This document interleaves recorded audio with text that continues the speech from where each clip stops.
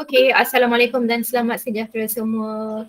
Okey, hari ini kita dah kembali kepada reka bentuk sistem vertikasi. Ini adalah topik ulangan, iaitu topik ulangan semasa kita di tingkatan 1. Okey, jadi ini adalah topik yang mana saya akan terangkan sedikit serba-serbi yang ringkas lah. Okey. Jadi kita pergi kepada standard pembelajaran. Hari ini kita nak belajar mentakrifkan sistem vertikasi dan juga mengenal pasti komponen utama vertikasi dalam penyediaan reka bentuk. Seterusnya, kita tengok takrif sistem vertikasi. Alright, sistem vertikasi adalah satu kaedah penanaman menggunakan baja yang lengkap. Tanaman dalam bentuk nutrien pula dalam bentuk cecair, kan dia akan disalurkan ke zon akar melalui sistem pengairan tipis. So, simple je. Kita menggunakan sistem vertikasi ni, dia adalah satu sejenis teknik penanaman. Kita memberi baja melalui larutan nutrien dan melalui terus ke zon akar. Okey. Seterusnya, tujuan dia adalah untuk memudahkan kawalan serangga perosak dan penyakit. Okay, kita nak mengelakkan daripada kawalan serangga perosak dan penyakit. Kemudian kita nak mengelakkan jangkitan bawaan tanah yang disebabkan oleh kulat yang menyebabkan kita punya akar menjadi rosak. Seterusnya dia akan merosakkan kita punya tanaman. Seterusnya, tujuan yang ketiga adalah pemberian baja yang lebih berkesan. Jadi maknanya sebelum ni ada kemungkinan baja tu dia bazirkan ke tempat lain. Okey. Jadi ini adalah 3 tujuan sistem vertikasi. Okey, kita tengok. Ini adalah teknik penanaman. Dalam teknik penanaman vertikasi dia terbahagi kepada 6. Yang pertama aliran cetek. Yang kedua aliran dalam, yang ketiga teknik takung, yang keempat teknik pasang surut, yang kelima teknik aeroponik dan yang keenam adalah teknik pengairan tipis ataupun aggregate. So antara keenam-enam ini kita boleh pilih yang mana satu, tetapi yang kita biasanya guna adalah teknik pengairan tipis ataupun aggregate. Ini dinamakan juga sistem hidroponik. Ada setengah ni kita panggil sistem hidroponik lah. Tetapi kita lebih fokus kepada teknik-teknik yang lain. Okay. Alright, kita pergi tengok satu persatu. Jadi dekat sini kita ada teknik aliran cetek. Jadi aliran cetek ini larutan baja terus disalurkan ke dalam bekas yang mengandungi akar tanaman. So larutan baja ni akan menggunakan pump. Okay. Kita tengok teknik aliran dalam. Jadi aliran dalam ni dia agak bertakung. Okay, menggunakan kaedah aliran cetek. Menggunakan kaedah yang sama tetapi dia mempunyai takungan yang lebih besar. Ya. Okey, seterusnya kita tengok teknik takung. Yang ni takungan sahaja. Yang ni yang kita selalu panggil hidroponik. Jadi sebenarnya dia adalah teknik takung. Okey, biji benih disemai pada media tanaman. Jadi media tanaman ni contohnya macam bekas. Okey, kemudian bekas tu diletakkan di atas larutan baja pada takung. Jadi larutan tu akan menyerap, akar tadi akan menyerap larutan baja tadi. Okey, takung mesti tidak telus cahaya, tidak diserap panas dan tidak berkarat. Jadi takung dia ni dalam bentuk plastik boleh, dalam bentuk fiber boleh, fiberglass. Okey. Seterusnya teknik pasang surut. Jadi tiup sifon. Yang membezakan teknik yang pasang surut ni dia mesti ada sifon. Apa kegunaan sifon? Untuk mengawal pengaliran masuk ataupun keluar larutan baja. Jadi pengatur kita kena ada timer lah. Jadi ada kelebihan dan ada kekurangan menggunakan teknik pasang surut. Okey, gambar seterusnya aeroponik. Kaedah aeroponik ni dia menggunakan semburan pada bahagian akar. Jadi dia ada nozzle yang ditetapkan mengikut masa dan akar cepat menyerap nutrien. Dan yang terakhir adalah teknik pengairan tipis. Kita masih gunakan takungan tetapi kita hanya menggunakan aliran pengaliran ni untuk terus cucuk kepada tanaman. Menyalurkan air dan campuran baja terus ke akar mengikut tempoh masa yang ditetapkan. Yang ni kena ada dia punya medium. Alright, so kita pergi kepada yang seterusnya, kelebihan sistem vertikasi. Yang pertama untuk menjamin kebersihan dan menghindarkan penyakit. Yes. Kemudian mengatasi masalah penyakit bawaan tanah. Meningkatkan hasil pengeluaran. Bila dia tak ada penyakit, pengeluaran dapat dihasilkan dengan lebih banyak. Mengatasi masalah rumpai. Ya, sama juga dengan ini. Okey. Tak ada masalah racun Tak ada masalah kita punya tempat tu diganggu oleh rumput-rumput yang lain, jadi penghasilan akan meningkat. Okey, kualiti hasil yang lebih baik dan bermutu. Okey. Penggunaan baja lebih cekap dan jimat. Jadi memang dia menjimatkan penggunaan baja. Mengurangkan penggunaan racun. Yes. Modal pusingan yang rendah. Ya, modal pusingan untuk selepas daripada kita punya kitaran-kitaran tu memang rendah, tetapi untuk permulaan kos dia tinggi. Okey. Seterusnya, nutrien boleh dikawal mengikut pertumbuhan pokok. Bila kita tengok pokok kita dah besar, kita boleh mengurangkan penggunaan baja. Kos operasi yang rendah. Okey, operasi rendah sebab apa? Kita kurang menggunakan pekerja. Mula-mula je, tapi kita perlu pekerja yang mahir. Walaupun tak ramai tetapi perlu mahir. Alright. Okey, ini adalah kaedah penanaman sistem fertigasi di Malaysia. Kita ada dua contoh ataupun dua kaedah. Di mana yang satu kita gunakan struktur perlindungan hujan ataupun kita panggil SPH. Jadi dia akan melindungi tumbuhan daripada hujan lebat. So kalau hujan dekat sini tak kena hujan, tumbuhan kita tu selamatlah. Hujan lebat ke ribut ke dia selamat sebab dia berada di dalam lindungan hujan. Okey, dia berbumbung, dikepung oleh plastik, UV lagi. Okey. Mengelakkan tanaman daripada cepat layu akibat pancaran UV. Sebab kita tahu matahari dia memang ada pancaran UV. Jadi dia dilindungi. Mengelakkan atau mengurangkan penyakit disebabkan oleh kulat. Sebab dia tidak terdedah, dia hanya dekat dalam dia sahaja. Mengurangkan penggunaan racun perosak. Jadi perosak ni tak boleh masuk. Okey, contohnya belalang, siput, dia tak boleh masuk. Jadi kat sini selamat, banyak sangat yang selamat lah orang kata. Jadi peningkatan kita punya tanaman dapat dihasilkan dengan lebih baik dan cepat. Penanaman tanpa perlindungan hujan yang kedua. Okey, ini diletakkan di tempat terbuka tanpa bumbung. Okey, dengan lantai beralas ataupun tak beralas. So kalau kita tengok ada setengah tempat dia akan alas, ada setengah tempat dia tak alas. Jadi which is better, ditentukan sendirilah. Okey, polybag dibanjiri air semasa hujan menyebabkan kandungan baja dalam media tanaman cair.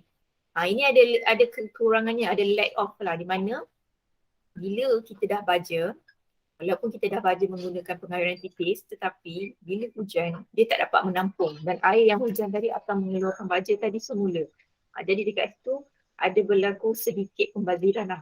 Jadi perlu menggunakan racun kulat dan serangga untuk melindungi tanaman. So dia perlukan racun juga. Kalau dekat dalam ni tak perlu guna racun.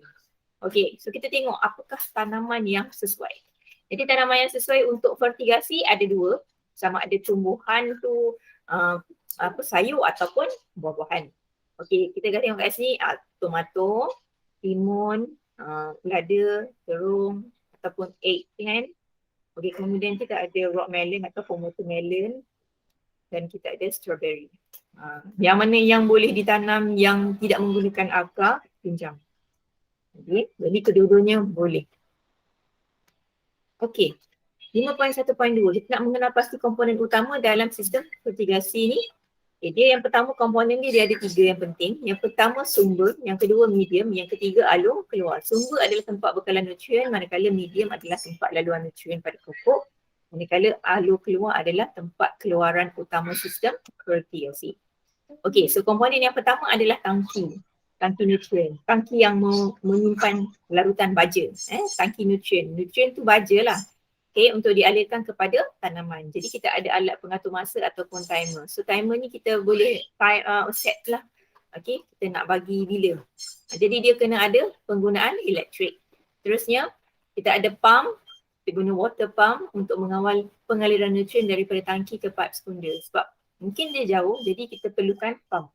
Dan seterusnya kita kena ada penapis. Penapis berdasing daripada memasuki pengairan sistem fertigasi. Jadi sebelum kita nak pump, kita kena tapis dulu. Baru kita boleh pump. Alright.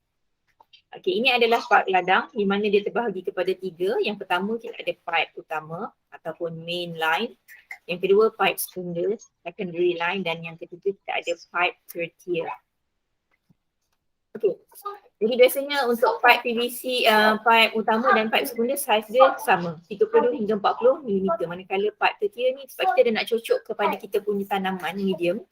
Jadi kita perlukan lebih kecil, iaitu 16 hingga 20 mm sebab kita nak menyalurkan air nutrien atau baja tadi ke tube micro.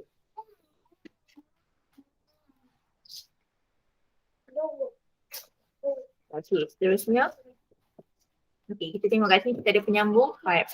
Ini antara penyambung pipe. Pipe T, elbow and cap. Ini adalah pipe-pipe yang biasa yang kita akan gunakan. Kalau yang macam kelabu ni, ini adalah PVC. Kalau yang hitam, HDPE. Okay. Manakala end cap ni adalah kita nak tutup, kuncikan sementara. Okey. Seterusnya, kita ada set penipis. Ini adalah bahagian yang menyambungkan ke medium penanaman kita. Kita ada tube micro dipasang pada nipple dan menyambungkan part kecil ke penipis. Jadi kita ada nipple. Jadi hujung part ni kita pasang dengan nipple. Dipasang pada part kecil dan menjadi penghubung ke tube micro. So ini adalah penipis. Ini penipis kita tutup lah pada larutan, kita nak salurkan larutan nutrien ke medium ke lemah lama. Alright. So dekat sini bekalan elektrik sangat penting. Di mana kalau tak ada bekalan elektrik, maka tidak akan berlaku lah kita punya proses untuk menanam. Air tak dapat disalurkan. So air yang bersih diperlukan dalam kuantiti yang banyak bagi menyalurkan nutrien ke zon akar. Jadi nilai pH yang diperlukan adalah antara 5.5 hingga 6.5 menggunakan pH meter dan EC meter. So EC meter ni untuk ukur kualiti air. Jadi kita boleh dapat daripada mana-mana sumber air, contohnya daripada sungai, kolam, tasik ataupun telaga, tetapi kita kena tengok dia punya kualiti air. So kualiti air ni kita nak ukur, inilah dia kita gunakan pH meter. So you nak guna pH meter, kita kena tahu air yang kita nak salurkan untuk penanaman mesti dalam lingkungan 5.5 hingga 6.5 sahaja. Jadi kalau air tu melebihi daripada takat pH yang kita dah tetapkan, jadi maknanya sumber air itu tidak boleh digunakan. Jadi maknanya kita kena buat sesuatu lah, sama ada kita nak cari alternatif lain ataupun kita nak kita kena buat sesuatu penapis ke apa ke lah. Yang penting memenuhi piawaian untuk penanaman mesti 5.5 hingga 6.5 pH. Okay. Alright. So, ini adalah dia tangki larutan baja yang tadi yang warna biru tu. Dia ada dua, kita kena buat campuran dia lah. Larutan stok baja A campur baja B mengikut kadar nisbah yang betul. Lepas tu, sekarang memang ada jual. Dalam Shopee pun ada larutan stok baja ni. Okey, lepas tu kita ada media tanaman. Okey, media tanaman kita ada terbahagi kepada 3 pokok feed. Pokok feed adalah sabuk kelapa. Sabuk kelapa bukan sabuk kelapa tu that means yang bahagian luar tu. Yang kita selalu buang. Kita selalu makan bahagian dalam kan. Okey, kemudian sekam padi. Ini kita jarang guna. Kalau dekat belah-belah utara ada banyak. Okey. Ada feed moss, lumut sphagnum. Ni awak selalu jumpa tapi awak tak perasan. Okey. Kita pergi kepada benih. Biji benih mesti baik dan berkualiti, bebas daripada sebarang penyakit. Biji benih jenis hybrid senang bercambar dan pertumbuhan lebih seragam. Jadi kita kena tahulah yang mana yang hybrid, yang mana yang biasa. Alright, ini adalah alat pengukur, ini adalah pH meter dan ini adalah EC meter. So pH ni untuk tengok keasidan dan kealkalian air kita, manakala EC meter untuk ukur kepekatan larutan baja. Jadi EC meter ni nak tentukan tadilah dekat sini. Mana? Dekat awak punya larutan baja. So kita dah buat larutan baja, kita nak tentukan dia punya kepekatan yang sesuai. So kita ukur dengan EC meter. Manakala untuk air, kita check lah air yang kita nak guna bersih ke tak. Okey, seterusnya kita ada pemilihan variety tanaman. So saya sampai sini sahaja dulu, kita buat penerangan. Okey, pemilihan variety tanaman ni pula bergantung kepada adalah sedikit lagi. Dan biasanya kita siram ni ada banyak kaedah. Ini adalah pengairan secara percikan, kemudian yang ini kita sebaran kabus. Kan? Dia dalam bentuk nozzle juga dan paling banyak digunakan untuk tanaman sayuran. Manakala yang ini adalah sistem pengairan titis yang kita gunakan. Okay. Ini paling berkesan sebab dia mengelakkan pembaziran air baja. Alright, so itu sahaja yang kita nak sentuh pada hari ini. Dia punya revision, komponen utama dan juga takrifan daripada reka bentuk sistem vertikasi. So setakat ni ada apa-apa soalan? Ada tak? Suppose ni saya memang rasa